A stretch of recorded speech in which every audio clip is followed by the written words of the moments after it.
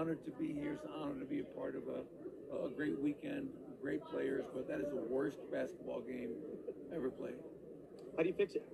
I don't know if you can fix it. Yeah. And I don't know either. Um, what's up, YouTube? Welcome to the Knicks Cave. I'm Jan, the Nick fan, your host, and let's get right into it. But before we get into it, I want you to do me one small favor. I want you to hit that like button. I definitely want you to subscribe, leave a comment. You want to know the next video going to drop, hit that notification bell. All right, let's get into it. What do y'all think about it?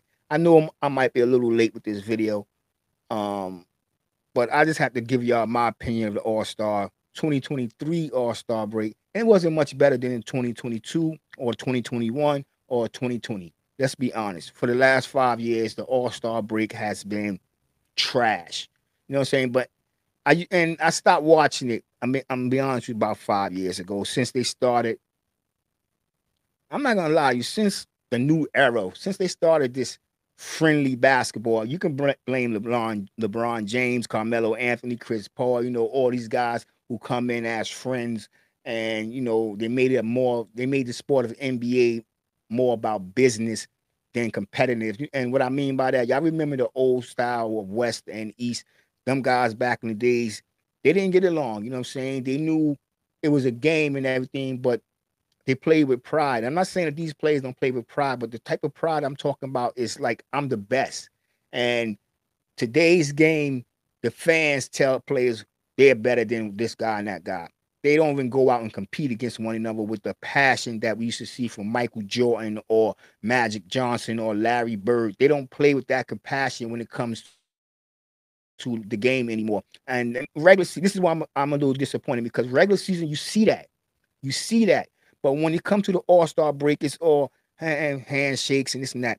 And I'm going to get to that as well. It could be because nobody wants to get hurt. People like to say it's halfway through the season, but in reality, it's the third of the season, because after the All-Star break, most teams only have 22 to 23 games left. And it's actually 82 games in the season. So that means over 60, or about 60 games have already been played. Um, So it's not, I don't know why they call it a halftime break, because it's not really at the half of the season. But at the same time, I used to really enjoy watching the All-Star break. I'm not gonna lie. I remember back in the days when they still had parties, but it was more meaningful. Like, I like saying the East was better than the West. You know what I'm saying? I ain't on no Tupac and Biggie thing, you know what I mean? But it was a pride feeling, you know what I'm saying? Like the East, and even if you didn't even like all the players that was on the East team because they was your team rivalry, somebody like Isaiah or Reggie Miller. But when it came to the All-Star break, you still wanted to be able to call your dude that you knew over on the West Coast and be like, yeah, the East is better. But I'm not gonna lie, the West used to be tramping on the East Coast. So, but y'all understand exactly what I'm talking about. And the numbers don't lie, because this year viewership 4.59 million, which equal a 2.2 ratings, was a drop from last year's 2022 All-Star break, which they actually had 6.28 million viewers and a ratings of 3.1. Now, that was a significant drop in ratings, about 29%, and another 27% on viewership. So that goes to tell me, and it should be telling the executives at NBA, that the fans are not liking what they're getting.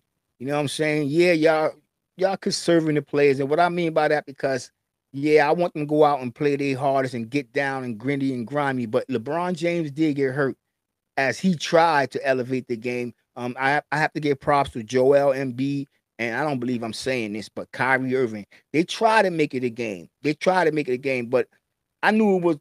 We all knew what type of game it was going to be. Even early on, when Julius Randle had a comment when a reporter asked him about the All Star game and will there be any defense, and he laughed. We all knew it was going to be no defense. But as a fan, we want to see a competitive game, or they should just get rid of this game at all. I mean, altogether. Excuse me. I mean, I'm not going to lie. It was a very interesting slam dunk contest. And do I got any video for that slam dunk contest? Let me see. Let me here. Let me see. Do I got it? Yeah, there we go. Yes, I do. Yes, I do. Sorry about that. Let me just come back to that. Yes, I do. Let's just go from right there. Let's go from beginning. And McClung, I actually had wanted the Knicks to draft this kid, but he's limited in other areas, but he got ups. And I'm not trying to be funny, but who said white men can't jump? This kid can jump. This kid can fly. Look at this right here. I even paused it. I freeze the frame so that I can just see that. Usually you'll see a guy push off. He didn't even push off. That was one of the high points of the I'm not gonna say slam dunk, but I'm gonna say the All-Star break weekend. But getting back to what should the NBA do, I really think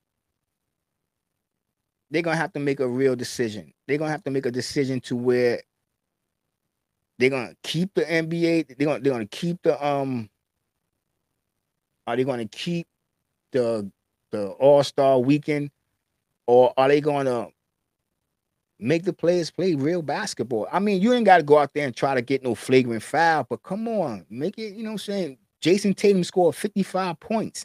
55 points. Guys was moving out of the way. And that's the thing I'm talking about.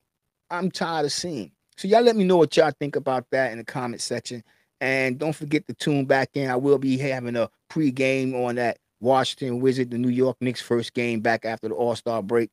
And I will be talking about, is RJ Barrett the weakest link? Excuse me, the weakest link in the New York Knicks. And with that being said, y'all know my saying, so I'm gonna say it one more time for those that don't. I want everybody to stay safe, stay healthy, God bless, and peace.